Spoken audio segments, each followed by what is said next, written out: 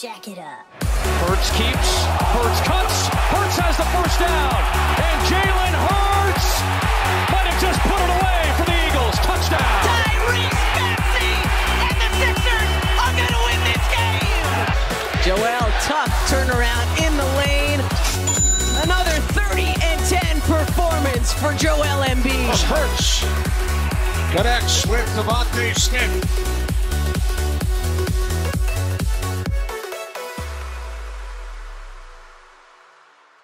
Hello and welcome back to 215 Scoop.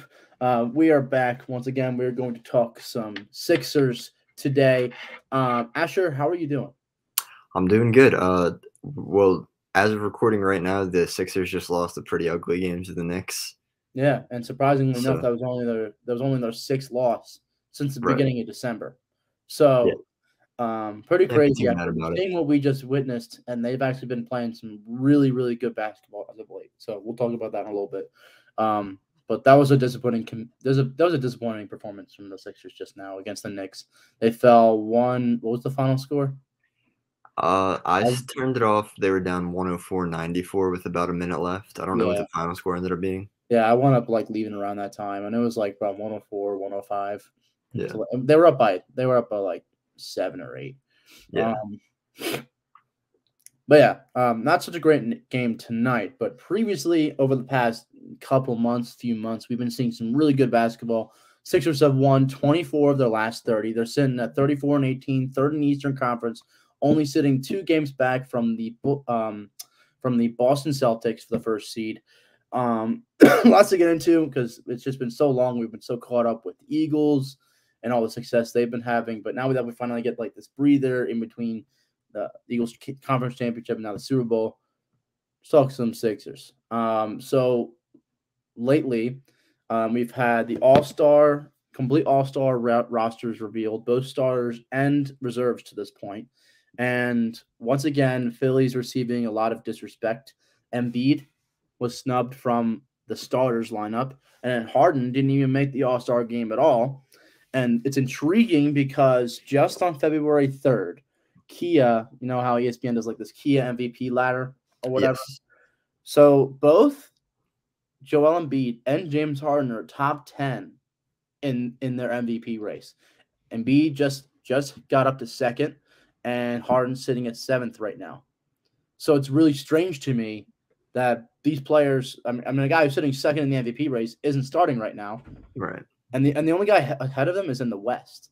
So this is the best player in the Eastern Conference according to these rankings. Right.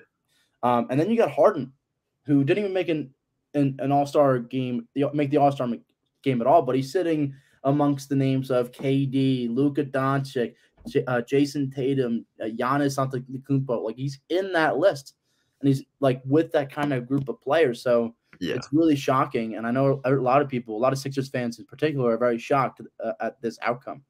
Why the disrespect? Yeah, I mean, honestly, it doesn't even faze me anymore. Embiid getting second in the MVP race the past 2 years, second team All-NBA as opposed to first team All-NBA. They just don't want to give them the credit that they deserve.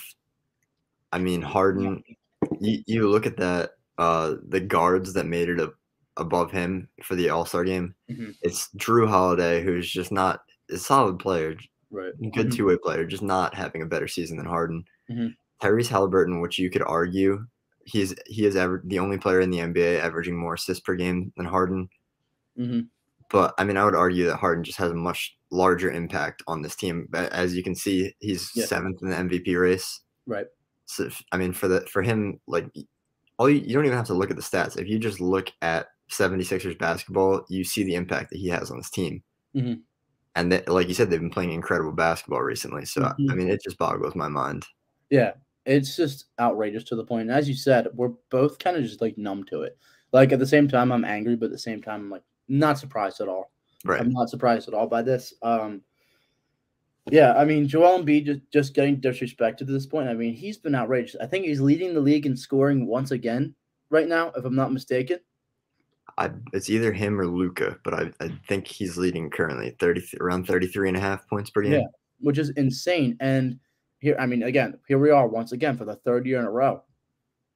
we're back having the same conversation when it comes to the MVP race. It's Jokic or Embiid, and it's the same thing. We got the big stat nerds. I mean, Asher, it's pretty ironic for somebody who's in who's in what stat? You're in stat right now. You're in, analytics. Yes, data analytics. Yeah, data science. Yeah, somebody who's literally a major and is like literally a major in being a sports nerd, a stats nerd, and Jokic is the guy that everybody, like all the stat nerds, go to. Right. And we're over here rooting for Embiid, but yeah, we're having the same conversation once again. But I'm gonna prove this. I'm gonna bring the same point that a lot of Sixers fans are making. I'm sure James and Sean have made on their podcast over their Pick Swap podcast. Make sure to take a look at them. But it's the eye test. It all comes down to the eye test. If you look, again, that just these past few games, we had a matchup between Jokic and Embiid very, very clearly outplayed Jokic in that game. Yes. Yet people watch that game and they still want to go back to these advanced statistics. Like what are some of these ridiculous advanced statistics they think of? I mean, you could pull up box plus minus, value over replacement player efficiency rating. It's a lot. The problem I have with these kind of one number statistics is that they take everything like box plus minus. It takes it points, rebounds, assists. It takes your box score. A lot of the times that does not accurately represent what a player does on the defensive end, which is why Jokic looks so much better than Embiid, because clearly, yes, he's the better offensive center. He's very talented. He's probably maybe the best passer in the NBA, and he plays the center position, but he just doesn't have the impact that Embiid has on the other end of the floor. And that just doesn't shine through in those advanced statistics that we have currently. Right. Yeah, exactly. And to that point, I mean, you kind of want to go back to old ways where, we weren't so caught up in numbers, all these analytics and stuff, where you just looked at a player and you were like, damn, that player's dominant. Yeah. And I wish that I just wish more people just did that instead of like sucking off all these ESPN stats, that bring up just the most random things just to make him look good, like cherry picking stats. Looking at advanced stats, sure, they're significant to a point, but again, everybody makes fun of ESPN coming up with these crazy stats saying that this player is the first player ever to score 40 points, have 12 rebounds in 26 minutes of a game on a Friday. You're right. Some crap like that. But if you think about it, these advanced statistics are kind of the same way, which is like nobody cares about these. Like they're significant. They're more significant than this ESPN stats. But like at the same time, I mean, it's not that significant. So I don't know why we focus on it. You always want to take it with a grain of salt. I mean, I think the thing that really, if you want to remember, like when Boban was on the Sixers, yes, and he was playing about 12 minutes per game, but he was crazy efficient in those minutes. And I think at one point he had like a higher PER than Wilt Chamberlain. Really? Because he would go in for 12 minutes, score like 6 points, grab like 4 rebounds, block 2 shots, and then he was too tired to like play any more of the game. Yeah. And then they would take him out. And so his like per minute statistics looked incredible. But you always kind of have to take it within context. You don't want to use that as like the end all be all. Yeah. And I'm not saying, Jokic doesn't deserve respect. He's definitely one of the best players of this generation. But if we're just looking at sheer dominance athletically and physically, that's Joel Embiid. Nikola Jokic, when I think of Nikola Jokic, I think of like trickery and like these cool passes and like just having like really, really good basketball IQ. He's a very smart guy. He knows the game very well, and he has a really good he's really quick. He knows where everybody is, so he can make those quick passes. He can be a playmaker. He can drive in and dunk on you. He's a really, really good player. But if you look at Joel Embiid, who can just dominate you in the paint as well as hit you with those really nice threes, and his free throws have been insane this season. So I mean, he's good in all facets of the game on the offensive end, and then once you get to the defensive end, I mean, he's just an absolute force. I mean, he just went off. A couple weeks back. I wish we kept on recording, but the Eagles stuff just got in the way. But a few weeks back, he had it was like a 58 point. He almost got like a quadruple double. Yes. Because he was almost to 10 blocks in that game or something like that. I He had don't know. about 7 or 8. Yeah. I'm not sure. I feel like the last episode we recorded came after that game. I don't think it was. I don't. No, All because right. that I think game I remember we have talking not about it a little recorded bit. Sixers since like October. Yeah, it's been a while, but I mean that's just Yeah. one of many dominant games that Embiid has had this season. Mhm. One more thing, kind of moving on with the Jokic thing. Mhm. The game where we just played them recently, and Embiid had that really crazy night, Right. more than doubled Jokic's points. Mhm. One of the reasons that is Doc Rivers actually made a rare coaching adjustment, put in PJ Tucker to guard Jokic, and then kind of had Embiid sag off, and he was playing Aaron Gordon, who's not a very good shooter. So he would kind of help and double Jokic anytime that Jokic tried to move, and then he would kind of plug the passing lanes. So Jokic looked very uncomfortable, which is not the norm for him. He kind of almost always he's the one in control when he has the ball, and Embiid was kind of forcing him to make some poor decisions that we don't usually see. So props to Doc Rivers, props to PJ, who was doing a good job defending him. Props to Embiid. Right. Absolutely. Yeah. Props to definitely. That's a rare thing for sure coming from Doc Rivers. Another thing I know you want to talk about. You wanted to talk about some of the rotational changes with this team. We now have Tyrese Maxey coming off the bench. How do you feel about this? How do you feel about this this rotational change that Doc Rivers has made? I mean, again, I've been so caught up in Eagle stuff that I've been watching like a Sixers game. Like I watch like every third game if I get lucky. So, so yeah. Yeah, I've been the same way. Obviously, the Eagles are kind of the heartbeat of the city right now. So Sixers are not kind of the foremost thing in our mind. I do try to watch as many games as I can. And the main thing is that Maxey's coming off the bench now, which when you think about it, it really does make sense. If the Sixers are deeper than we've ever seen in the Embiid era, but the one problem was that they really didn't have a true playmaker, a true ball handler coming off the bench. We even talked about that in the earlier episodes. Yeah, like we talked about some, like making some sort of adjustment. We looked at the entire roster and we kind of looked at like, okay, what kind of different things can we do with this roster? You know, who can we slide from the bench to be in the lineup and possibly have Tyrese? I know we briefly talked about that. Yeah, we were definitely talking. I remember I said that we should start Maxey, Harden, and Melton all at the same time. But Maxey coming off the bench with that second unit is actually another really smart coaching move from Doc. As much hate as he's received for, and this Knicks game that just played tonight, another one where Doc probably could have done better. It looked like the Knicks just wanted it more, it seems like. But overall, I mean, the Sixers have been playing great basketball. Doc has been making adjustments, so I don't want to kind of tread on him too much because he has been doing his job this year, I think. And Maxey coming off the bench is, a big spark plug for us, something that we were missing at the beginning of the season, and one of the reasons that the Sixers have been so dominant in December and January. Yeah, absolutely. And I mean, looking at this team now and like how this team is playing, I mean, we're not even at the All-Star break. We still got a lot. We got a lot of basketball to play this season. Yes. But the big question this entire season was like, okay, like we don't really care what happens in the regular season at this point. It all comes down to like, if we make the second round, it comes down to games like 5 and 6. So looking at this team, how Doc is coaching this team, the rotational changes, I don't know.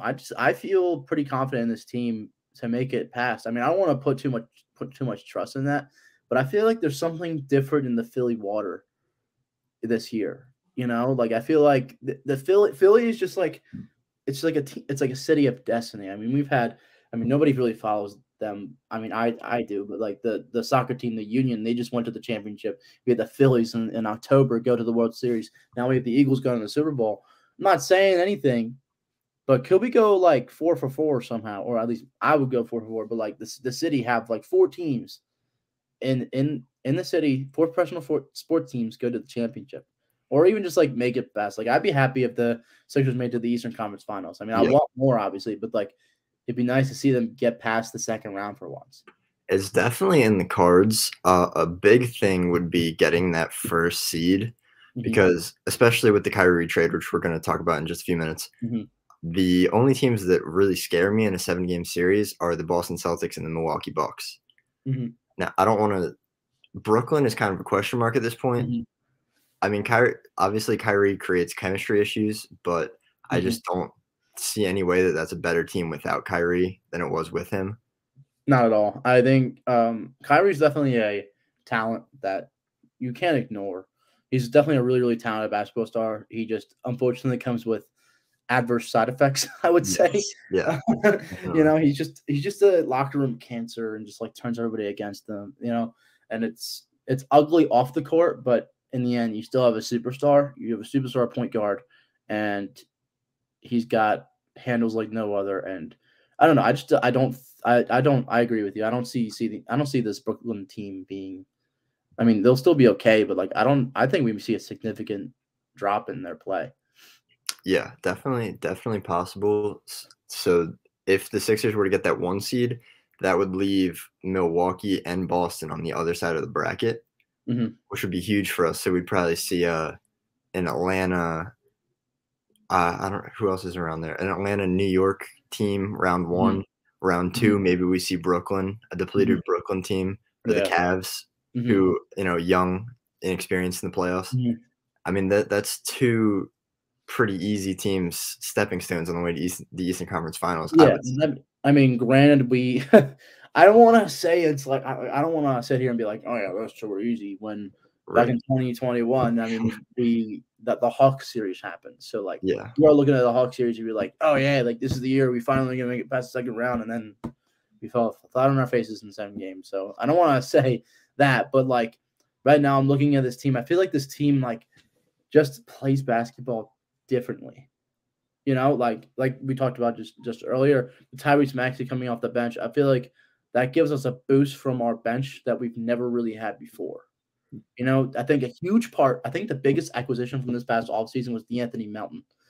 I think he's been absolutely monumental. I think he's had a few really, really good games for us. I mean, he's just a really, really good player, in my opinion. And I think moving him here, I think without him, I don't think you're able to kind of do that. I don't know.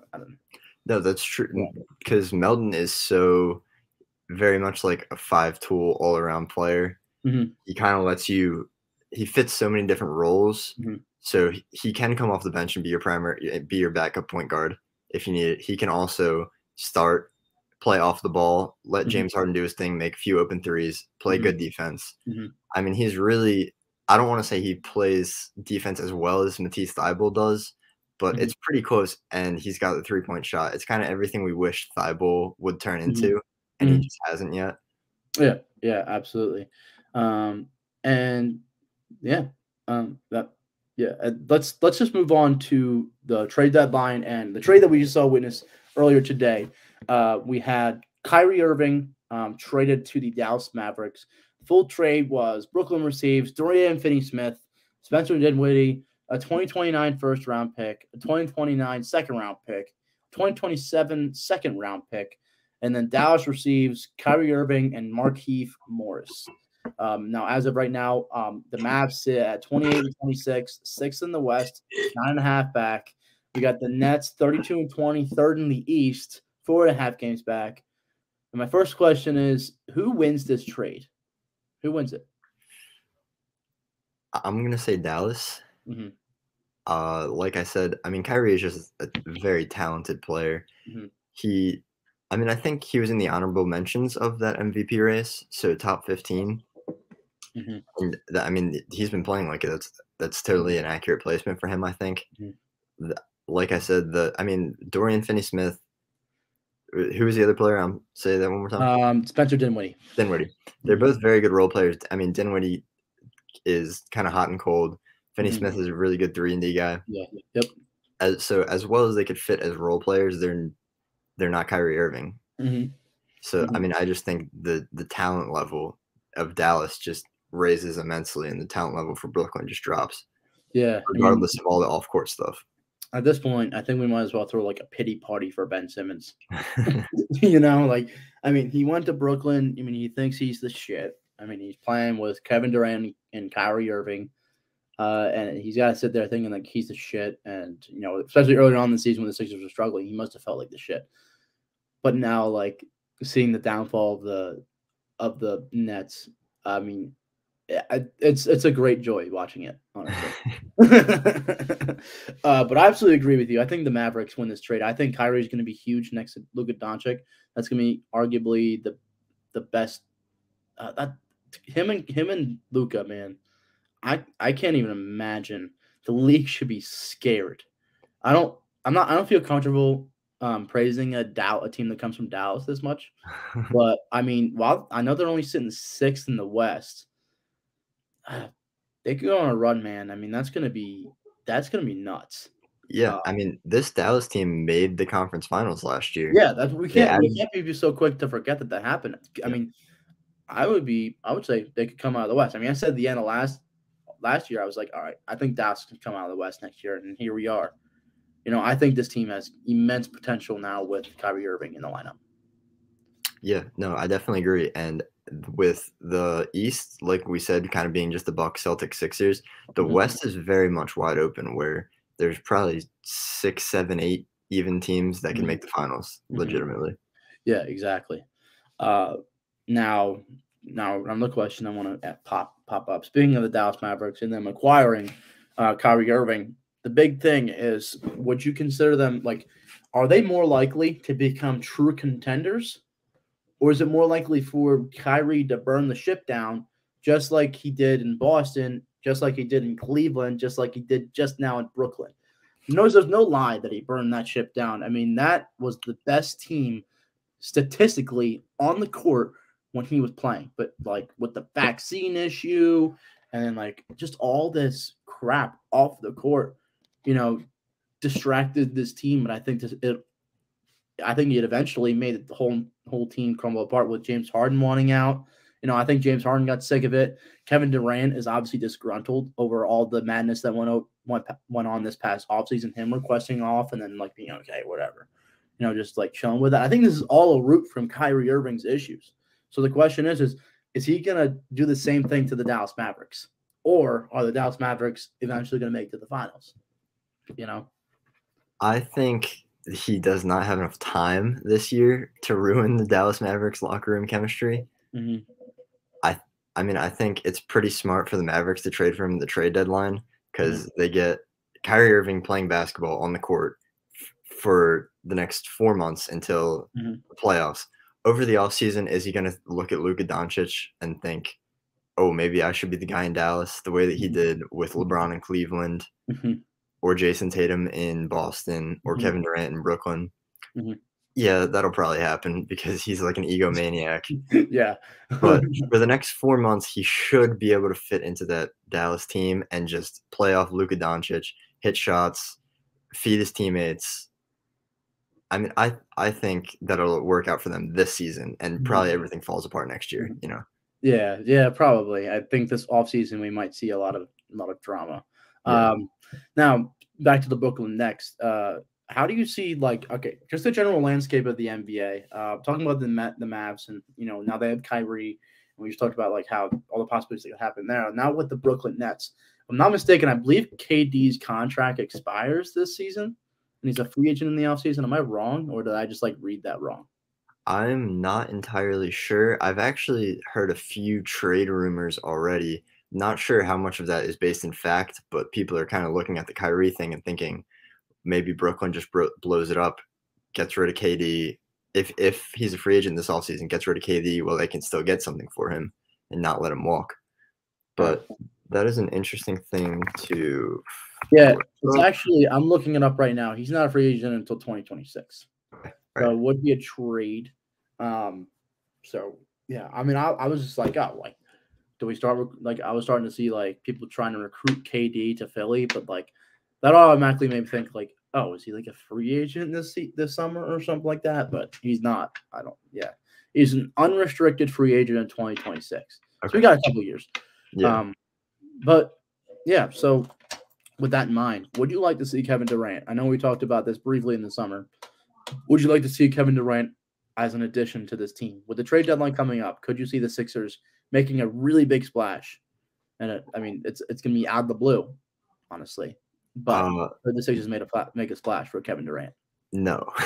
Yeah, I don't think so. I think, honestly, the Sixers are one of the few teams with championship aspirations that will not make a move at the deadline. Mhm. Right now, the roster construction as is, it's pretty spot on, especially now with Maxey coming off the bench. Mhm. There's very few holes in those top 10 guys. Mhm. So we have Melton, Harden, Harris, PJ, Embiid starting. And then we have Maxey, Shake, Thibault, Niang, Prez. and Harrell off the bench. Yeah. So My the only question right there is change Harrell. that I would make is I would try and make a move for another backup center because Trez is just awful. Right. But the He's problem is, who do you give up? Yeah. Yeah. I mean, I think I don't know. I don't know. I don't know if anybody would give up anything for Trez. I mean, if you watched him at all, he's like I don't know. He's been. I mean, he just follows suit with all the other backup centers that we've had outside of Andre Drummond. Yeah. You know, just just a placeholder, just to hold over until Embiid comes back in. It's really crazy because remember the episode we did with Sean after we first picked him up? Yep. And it was like, this is the best backup big that Yeah, it's like, oh yeah, like he's gonna be better than Andre Drummond. Well, we were goddamn mistaken. we were very wrong. I mean, yeah, we were damn from the start. I don't know what happened to him. He's 3 years removed from being sixth man of the year. He looked good on the Hornets last year. I don't know what happened. There must be some sort of like backing up Embiid curse where it just makes you forget how to play maybe basketball. Just being an Embiid shadow is just like Too much. a void. Maybe it's just like a void. Just being in Embiid shadow. It's just like you just start like crumbling like from Infinity War. Like, you start, like your ability to play is just like crumbling, and you're just like dissipating, and you become a whole bunch of nothing. I don't know what it is. Like you go in and you're like, well, I'll only be in here 5 minutes until Joel gets back. I guess it's like grab a rebound. He's like, I'm gonna get my cardio in for the day. Yeah, I mean, let me miss 2 shots and I'll leave. I don't know, but take 2 horrendous shots. Yeah, you guys on me. Yeah, throw up a jump hook. Well, yeah. Just to go over very briefly before we go. Speaking of the trade deadline, I mean, we just talked a little bit about, is there anybody in specific you would like the Sixers to go after, if at all, in this trade deadline? I mean, my wish list isn't big at all, and when I say it's not big, it means it doesn't exist. I'm happy with this roster. I'm happy with what Doc's done, and I really see potential in this team to make an actual run. Because again, this team is the deepest team that the Sixers have seen in years. I think Doc has finally come to his senses and manipulated and rearranged the roster so that it just works. Yeah. So yeah, I mean, I'm very confident. Again, my only complaint is Montrezl Harrell. Yeah, and 2 options that I've seen the Sixers their number 1 is Jared Vanderbilt, who is he's playing for the Jazz right now. Really good defender. He can guard any position on the court. The problem is, I don't think we get him without trading Thibault or Milton or DeAnthony Melton. So we're trading a pretty important rotation player there. The 2 guys that we could get for cheap, the 2 former Sixers, Nerlens Noel and Andre Drummond. So they've both kind of fallen out of the rotation where they're currently playing. Their contracts are pretty cheap. So if either of those teams, Noel, I think, is on the Pistons right now. Andre Drummond's on the Bulls. If either of those guys wants to take a flyer on like Paul Reed, then like I'll make that trade. But otherwise, I think we're good as is. Yeah, honestly, yeah. I mean, I would like to see Nerlens Noel. Honestly, I think that'd be a nice little throwback. That would be fun. Yeah. So I mean, the problem with him is his knees are really unreliable. He's good when he plays. We knew that though. Like we knew that from the start. So it's nothing we're not familiar with. But yeah, so big week for the Sixers with the trade deadline. Like we'll see what happens around the league. We will keep you updated with content on that. More importantly, we get the Super Bowl next week. We will come back to you guys later this week, giving you a full in-depth review of the huge game that's on Sunday. So lots to look forward to. I'm pumping out content on the TikTok. Give me a follow. Give us a follow down at 2 and 5 Scoop on TikTok. Almost at 8,000 followers there. So huge accomplishment. We're sitting about 25 followers away. So you guys could just hit the follow button right there, that'd be great. Same thing on the Instagram and the Twitter. Again, we're pumping out content there. We're working on it. Thank you guys for listening to us. Subscribe, hit the notification bell. Wherever you're at, enjoy your day, and we will see you later this week. Yep. Sixers.